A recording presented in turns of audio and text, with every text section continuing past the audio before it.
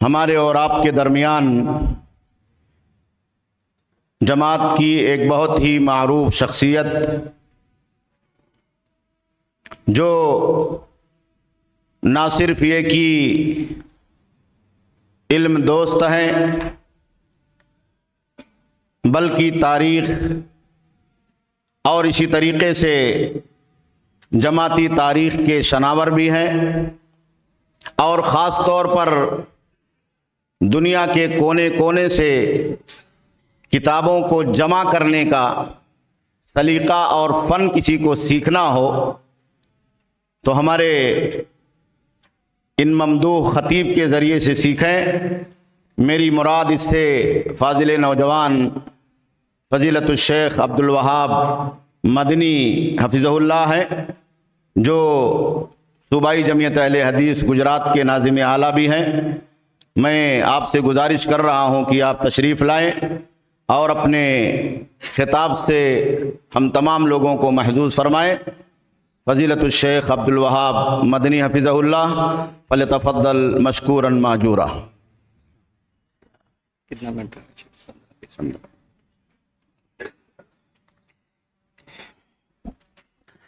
السلام علیکم ورحمۃ اللہ وبرکاتہ۔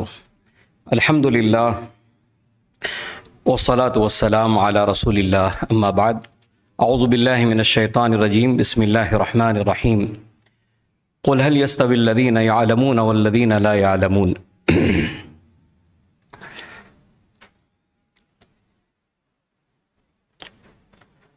ذمہ داران صوبائی جمعیت اہل حدیث ممبئی، معزز علماء، اصحاب علم و فضل، عزیز طلباء، میں آپ کے سامنے بر صغیر کے ہمارے اسلاف،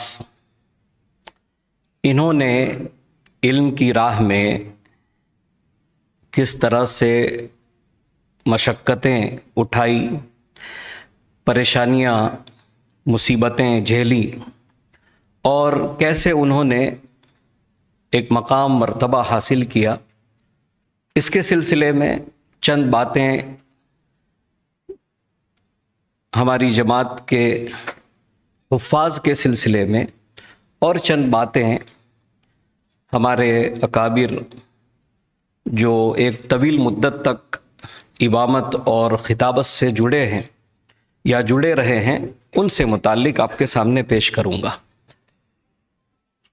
دیکھیے، علم کے فضائل، علماء کے فضائل، الحمدللہ آپ سب اس سے واقف ہیں، میں اس کے سلسلے میں کچھ عرض کرنا نہیں چاہتا ہوں۔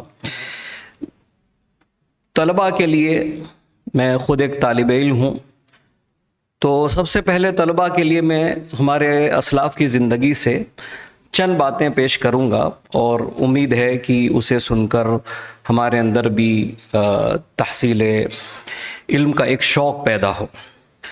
ایک بہت بڑے محدث گزرے ہیں، میاں نذیر حسین محدث دہلوی رحمۃ اللہ علیہ کے شاگرد حافظ عبد المنان وزیر آبادی رحمۃ اللہ علیہ۔ حافظ عبد المنان وزیر آبادی رحمۃ اللہ علیہ یہ اس شخصیت کا نام ہے کہ جن سے کسب فیض کرنے والوں میں علامہ ثناء اللہ امرتسری رحمۃ اللہ علیہ اور مولانا ابراہیم میر سیال کوٹی جیسے افاضل اور اکابر کا نام آئے گا۔ مولانا عبد المنان وزیر آبادی رحمۃ اللہ علیہ کی بچپن میں بینائی چلی گئی، نابینا ہو گئے۔ عمر کے بارے میں اختلاف ہے، کسی نے کہا 7 سال 9 سال، بینائی چلی گئی، لیکن علم حاصل کرنے کا جو شوق جذبہ تھا وہ ختم نہیں ہوا۔ نابینا ہونے کے باوجود اس زمانے میں انہوں نے وزیر آباد سے سورت، ممبئی، دہلی اور ہندوستان کے کئی مقامات کا انہوں نے سفر کیا۔ بات یہاں ختم نہیں ہوتی، آخر میں جب وہ میاں نذیر حسین محدث دہلوی رحمۃ اللہ علیہ کے پاس پہنچے تو میاں صاحب نے یہ کہا کہ ہمارے یہاں پڑھنے کا انتظام ہے، آپ یہاں پڑھ سکتے ہیں، لیکن کھانے کا انتظام نہیں ہے، کھانے کا انتظام نہیں ہے۔ اس پر عبد المنان وزیر آبادی رحمۃ اللہ علیہ نے جو بات کہی، اور ہم اور آپ آج جس ماحول میں زندگی گزار رہے ہیں دیکھ لیں کہ ہم اور آپ ہوتے تو یہ کہتے کہ شاید اس ادارے میں کھانا اچھا نہیں ملتا ہے، یہاں مطبخ صحیح نہیں ہے، یہاں فلاں پریشانیاں ہیں، پانی صحیح نہیں ہے، ہم اور آپ تعلیم ترک کر دیتے ہیں۔ لیکن جسے علم حاصل کرنا ہو اسے عبد المنان وزیر آبادی رحمۃ اللہ علیہ کو پڑھنا چاہیے، ان کی زندگی کا مطالعہ کرنا چاہیے۔ کہتے جب میاں صاحب نے کہا کہ کھانے کا انتظام نہیں ہے تو انہوں نے اپنے ساتھیوں کو جمع کیا، اور جمع کرنے کے بعد کہا کہ کیا آپ یہ چاہتے ہیں کہ صرف کھانے کی وجہ سے مجھے تعلیم ترک کرنا پڑے اور میں یہاں سے رخصت ہو جاؤں؟ اس کے بعد انہوں نے کہا یہ بات سننی چاہیے کہ وہ کہتے ہیں اپنے ساتھیوں سے کہ بھئی آپ کھانا کھانے جاتے ہیں، جاگیر کا اس زمانے میں نظام تھا، کہا جب کھانا کھانے جائیں تو جب کھانا کھاتے ہیں تو 10 12 15 ساتھی جو ہے وہ ایک ایک لقمہ اپنے حصے کا بس میرے لیے چھوڑ دیں۔ کہا وہی ایک ایک لقمہ جو آپ 10 12 ساتھی چھوڑیں گے، کہا وہی میں کھا لوں گا اور اسی پر میں اپنی زندگی بسر کر لوں گا اور علم کے اس میدان میں رہوں گا۔ یہ عبد المنان وزیر آبادی تھے جنہوں نے اپنے ساتھیوں کا، کوئی ساتھی ایک لقمہ چھوڑ دیا، کسی نے ایک چھوڑ دیا، وہی جمع کر کے کھا لیتے تھے۔ اور لیکن علم کا وہ آپ سمندر وہ دیکھیے کہ پوری کتب ستہ کے حافظ تھے وہ۔ اتنی سہولیات کے بعد کیا کوئی آج ہم میں سے ایسا شخص ہے جسے ہم کہہ سکیں کہ کتب ستہ کے حافظ ہیں؟ یہ ان کا مقام مرتبہ تھا۔ دوسری بات، آپ کے علاقے میں ایک جگہ ہے محمد پور ڈوکم، وہاں ایک بہت بڑے محدث گزرے ہیں، مولانا عبد الرحمن ڈوکمی رحمۃ اللہ علیہ، حکیم عبید اللہ کشمیری رحمۃ اللہ علیہ کے والد، میاں صاحب کے شاگرد۔ یہ بچپن میں گھر سے بھاگ گئے۔ ڈوکن میں پڑھنے لکھنے کا کوئی رواج نہیں تھا، اور بدعات جس طریقے سے پھیلی ہوئی تھی آج بھی آپ سب جان سکتے ہیں اور اس علاقے کے لوگ بتا سکتے ہیں۔ صرف پڑھنے کے لیے گھر سے بھاگ گئے۔ جب گھر سے بھاگے ہیں پڑھنے کے لیے تو بھاگنے کے بعد انہوں نے ایک خط لکھا، اور خط میں وہ لکھتے ہیں کہ کب گھر واپسی ہوگی یا نہ ہوگی، یا اسی طلب میں مروں گا، اور بہت ساری باتیں لکھی۔ کہا کچھ یہ نہیں ہے، لیکن آؤں گا فراغت کے بعد۔ یہ پہلا خط تھا جو انہوں نے گھر چھوڑنے کے بعد لکھا۔ اس کے بعد 12 سال تک نہ وہ گھر لوٹے، نہ انہوں نے گھر میں کوئی اطلاع دی۔ 12 سال تک مختلف شہروں کا دورہ کرتے رہے، مختلف علماء سے مختلف علوم و فنون کا علم حاصل کرتے رہے، اور اس کے بعد 12 سال کے بعد جب فارغ ہوئے تو انہوں نے اپنے گھر خط لکھا کہ تحصیل علم سے فارغ ہو چکا ہوں، اب آپ لوگ میرا کرایہ بھیج دیں، واپس آنا چاہتا ہوں۔ اچھا، بات یہاں ختم نہیں ہوتی ہے۔ یہ جو مولانا عبد الرحمن ڈوکمی تھے یہ 12 سال بعد واپس آئے، اور ان کی دعوت و تبلیغ، واعظ اور نصیحت کا اثر یہ تھا کہ ہماری جماعت کی ایک بڑی مشہور بستی دودھنیا، مولانا عبد القیوم رحمانی رحمت اللہ علیہ کا گاؤں، کہتے ہیں کہ ان کے گاؤں میں جب ان کا واعظ ہوا اس کے بعد دودھنیا کا عالم یہ تھا، کہتے ہیں کہ دینداری کا یہ عالم تھا کہ کم از کم اس گاؤں میں 100 عورتیں ایسی تھی جو مداومت کے ساتھ تہجد ادا کرتی تھی۔ مولانا عبد الرحمن ڈوکمی کی واعظ نصیحت کا یہ اثر تھا، کہتے ہیں کہ اس کو سننے کے بعد صرف دودھنیا گاؤں میں 100 عورتیں ایسی تھی جو تہجد پابندی کے ساتھ ادا کرتی تھی۔ آپ ان اثرات کو آپ دیکھیں، یہاں تک کہ ایک مناظرہ طے پایا رضا خانیوں سے शंकर नगर मशहूर इल्मी बस्ती में, कहते हैं मुनाजरा तय पाया लेकिन मुनाजिर नहीं आए। उसके बाद मौलाना का एक वाज हुआ और उस वाज का असर यह था कि शंकर नगर और भिकमपुर की जो बस्ती थी उन्होंने सब की सब बिदआत और खुराफात से वो बस्ती पूरी ताइब हो गई। मैं तो सिर्फ आपको नाम गिना सकता हूं। और मौलाना अब्दुल रहमान डोकमी उस अजीम शख्सियत का नाम है कि जिनसे कस्बे फैज करने वालों में मौलाना अब्दुल क़य्यूम रहमानी रहमतुल्लाह अलैह भी आते हैं, मौलाना अब्दुल रऊफ झंडा नगरी रहमानी रहमतुल्लाह अलैह भी आते हैं, और मशहूर फराइज के आलिम दीन मौलाना अब्दुल रहमान बिजवावी भी आते हैं। उन्होंने भी उनसे ही कस्बे फैज किया था। अच्छा, हिफ्ज़ हदीस के ताल्लुक से अल्हम्दुलिल्लाह आज ये यहाँ मुसाबका हुआ। हिफ्ज़ हदीस का एहतमाम हमारी तारीख़ में हमारे सलफ़ ने जो किया और तलबा और उलमा की जो हौसला अफजाई की, अगर हम ये जानना चाहते हैं तो मैं सिर्फ आपसे ये कहना चाहता हूँ कि सबसे पहले नवाब सिद्दीक़ हसन ख़ान रहमतुल्लाह अलैह ने सही बुखारी और बुलूगुल मराम हिफ्ज़ करने पर इनामात और वज़ाइफ का ऐलान फरमाया। नवाब साहब ये करते थे कि कोई तालिब इल्म या कोई आलिम दीन अगर सही बुखारी या बुलूगुल मराम याद करना चाहता हो, और जब वो याद करना शुरू करता था कि भाई मैं सही बुखारी याद कर रहा हूं, मैं बुलूगुल मराम याद कर रहा हूं, तो नवाब सिद्दीक़ हसन खान जब तक वो सही बुखारी याद कर रहे हैं, हर माह उस तालिब इल्म को, उस आलिम को 30 रुपया देते थे। हर माह 30 रुपया देते थे। और जब कोई आलिम दीन मुकम्मल सही बुखारी याद कर लेता था तो नवाब साहब उसको 1000 रुपया देते थे।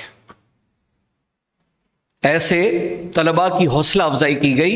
इमाम अबू याहया इमाम खान नौशेरवी लिखते हैं कि नवाब साहब ने ये जो जज्बा पैदा किया हिफ्ज़ हदीस का, उसका नतीजा ये था कि मौलाना अब्दुल तव्वाब गजनवी अलीगढ़ में रहते थे और हकीम अब्दुल वहाब नाबीना दहलवी, कहा इन लोगों ने मुकम्मल सही बुखारी याद कर ली थी। बात यहां नहीं खत्म होती है, यह सिलसिला आगे बढ़ा। दारुल हदीस रहमानिया दिल्ली में बुलूगुल मराम याद करने पर 100 रुपए का इनाम दिया जाता था, यह तकसीम से पहले। मिशकात याद करने पर 500 रुपए तलबा को दिए जाते थे। और यही वजह है, अगर आप 1938 का मुहद्दिस उठा करके देखें तो आपको पता चलेगा कि मौलाना अब्दुल क़य्यूम रहमानी रहमतुल्लाह अलैह के बारे में लिखा है कि इन्होंने 5वीं जमात में मुकम्मल सुनन तिरमिज़ी याद कर ली थी। बस ये इसलिए मैं बयान कर रहा हूं, शायद हम कुछ सीख लें, हमारे अंदर कोई जज्बा पैदा हो जाए। इतना नहीं, एक अजीम मुहद्दिस का नाम आता है, वो गुमनाम है हमारे नजदीक। गुमनाम, हम शायद बहुत कम ऐसे होंगे शायद जिन्होंने उनका नाम भी सुना हो। उनका नाम है अबुल खैर अस्सलफी। अबुल खैर अस्सलफी कौन? अली मियाँ के बहनोई मौलाना अबुल हसन अली मियाँ नदवी रहमतुल्लाह अलैह के बहनोई मौलाना अबुल खैर अस्सलफी। अबुल खैर अस्सलफी कहते हैं कि इन्होंने बिलाद अरब का सफर किया, फिर वापस लौटे तो मौलाना अब्दुल रहमान डोकमी से मिले, उनसे इस्तिफादा किया। कहते हैं पूरा अरब घूमने के बाद भी जो इल्मी फायदा मुझे मौलाना अब्दुल रहमान डोकमी से हासिल हुआ, ऐसा इल्मी फायदा मुझे कहीं नहीं मिला, ऐसी इल्मी सलाहियत मैंने नहीं देखी। ये बात है, देखिए, मैं माफ कीजिएगा, इस पुरफितन दौर में मक्की मदनी और अरबी अजमी की तफरीक ना करें। इल्म इल्म होता है और वो कहीं का भी हो, उसकी हमें कदर करनी चाहिए। ये मौलाना अबुल खैर अस्सलफी, इनके बारे में अल्लामा नज़ीर अहमद अमलवी रहमतुल्लाह अलैह कहते हैं कि इनको पूरी कुतुब सित्ता याद थी, बल्कि हकीम उबैदुल्लाह कश्मीरी कहते हैं माँ आसानी याद थी। کتب ستہ اسانید کے ساتھ. اور اس کا ایک حوالہ انہوں نے دیا کہ علی میاں ندوی کہتے ہیں کہ ایک دن میں چراغ کی روشنی میں سنن ترمذی پڑھ رہا تھا تو پڑھتے پڑھتے کہا ابو الخیر السلفی نے مجھے ٹوک دیا, کہا تم نے ایک راوی چھوڑ دیا ہے, ترکت رجلا.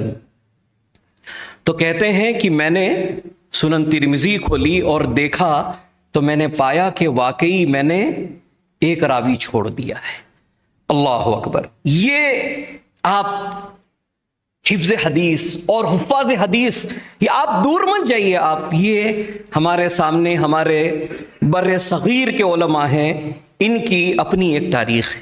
بلکہ حفظ حدیث کے ساتھ ایک بات میں اور بیان کروں آپ کو, تو آپ کو پتہ ہونا چاہیے کہ علامہ حسین بن محسن الیمانی رحمۃ اللہ علیہ یہ وہ علمی شخصیت ہے جن کو فتح الباری مکمل یاد تھی. فتح الباری, سبحان اللہ. ان سب کی سیرتوں کو پڑھنا چاہیے اور پڑھ کر کے ہم اور آپ اپنی زندگی میں ایسے جیسا جذبہ پیدا کریں, اپنے آپ میں علم میں ایسی مہارت حاصل کریں. اور 2-3 بات میں بول کر ختم کرتا ہوں. وہ بات امامت اور خطابت کے تعلق سے. یہ امامت اور خطابت ایک عظیم فریضہ ہے, اور اللہ اکبر, جن اہل علم نے امامت اور خطابت کے فریضے کو سمجھا اور مساجد میں اپنی زندگی کا ایک طویل حصہ گزارا, ایسی کچھ بابرکت شخصیتیں جن کے علم سے لوگوں نے فائدہ اٹھایا. آج کہیں آدمی 1 سال 2 سال آیا گیا, اور کچھ لوگ ہیں امامت بھی کر لیتے ہیں, خطابت بھی کر لیتے ہیں, اس کے علاوہ کچھ نہیں کرتے ہیں. لیکن ہمارے کچھ اسلاف ایسے تھے, انہوں نے صرف امامت خطابت نہیں کی, امامت خطابت کے ساتھ بہت سارے کارنامے انجام دیے. ایک نام میں آپ کے سامنے بیان کروں, پھر 2-3 نام اور پھر اپنی جگہ لیتا ہوں. مولانا محمد جعفر وریاوی رحمۃ اللہ علیہ, یہ وہ شخصیت ہے جنہوں نے مومن پورہ میں 1892 سے, مومن پورہ اپنی اہل حدیث مسجد, 1892 سے 1938 تک امامت کی. 45 سال. آپ سوچئے کہ 45 سال امامت کرنا کتنی بڑی بات ہے. دوسری بات, دوسرے عالم دین مولانا عبد المتین جناگڑھی رحمۃ اللہ علیہ, انہوں نے بنگلور میں 38 سال امامت اور خطابت کی. مسئلہ یہ نہیں کہ صرف 38 سال امامت اور خطابت کی, ان 38 سال کے اندر مولانا نے مکمل مشکات کا درس 7.5 سال میں دیا. 7.5 سال تک ان کا درس کا سلسلہ چلا, اور پوری مشکات انہوں نے اپنی عوام, اپنے مسلیوں کے سامنے 7.5 سال میں مکمل کی. صحیح مسلم کا درس مولانا عبد المتین جناگڑھی رحمۃ اللہ علیہ نے اس کے بعد 8 سال دیا. 8 سال میں صحیح مسلم مکمل کی. اس کے بعد صحیح بخاری کا جب درس چلا مسجد میں, تو وہ درس 15 سال سے زیادہ چلا. آخر یہ بھی استفادہ کرتے تھے, ان کو بھی حدیث سے, حفظ حدیث سے, درس حدیث سے محبت تھی کہ شاید ہم کچھ سیکھ لیں ان سے. آج امامت خطابت یہ کھانا پوری کا نام نہیں ہے, 5 وقت نماز پڑھا دیا, اپنا کام ہو گیا. یہی وجہ تھی کہ مولانا کے بنگلور کے قیام میں اور اس دوران 6000 لوگ اہل حدیث ہوئے. 6000. بات درس تک بھی نہیں رہتی ہے. پھر مسئلہ آیا تحریر کا, تو آپ نے حدیث خیر و شر لکھی, حدیث نماز لکھی, حدیث رمضان لکھی. امام صنعانی رحمۃ اللہ علیہ کی کتاب غالباً تطہیر الاعتقاد, اس کا انہوں نے ترجمہ کیا حدیث اعتقاد کے نام سے. بے شمار کتابیں ایسی لکھی. بلکہ ان کے والد جو تھے مولانا عبد اللطیف جناگڑھی, ایک بات یاد آئی اس لیے طلبہ کے فائدے کے لیے بیان کر دوں. کہتے ہیں عبد المتین صاحب کہ میں نے 20 پارے یاد کر لیے تھے, 20 پارے یاد ہو گئے. کہتے ہیں کہ آخر کے جو 10 پارے تھے کہا یہ 10 پارے مجھے صرف 3 دن میں یاد ہو گئے، اور اس کی وجہ یہ تھی کہ آخری کے 10 پارے میرے والد حافظ عبداللطیف جناگڑھی رحمت اللہ علیہ پابندی سے نماز میں اس کی تلاوت کیا کرتے تھے، اور نماز میں سن کر کے، نماز یعنی نماز بھی کیسی پڑھتے رہے ہوں گے، کہتے ہیں وہ نماز میں ہی وہ آخر کے 10 پارے یاد ہو گئے تھے، 3 دن میں ابا کو سنا دیا میں نے۔ نماز کا عالم ہم اور آپ دیکھیں۔